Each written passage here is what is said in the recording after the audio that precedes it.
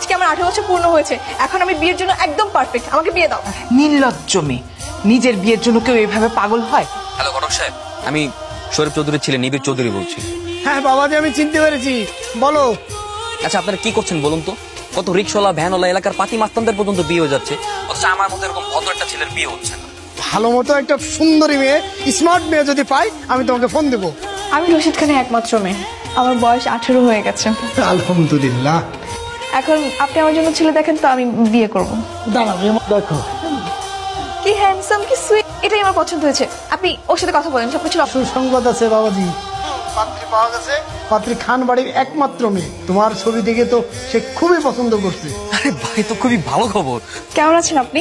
আপনি হয়তো আমাকে চিনতে পারেননি, কালকে নাসিরউদ্দিন ঘটকের থেকে আপনার ছবি দেখেছিলাম। আরে হ্যার কাছে তো আমার একটা ছবি দেওয়া ছিল।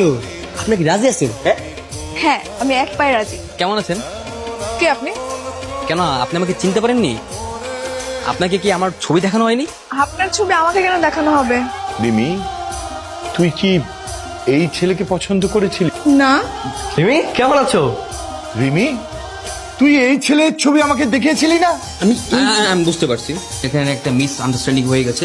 আজকে আমরা এনগেজমেন্টের জন্য এসেছি, আপনি এখন আসতে পারেন প্লিজ। চলে যাইতে বললে চলে যা। ভাই তুই কে?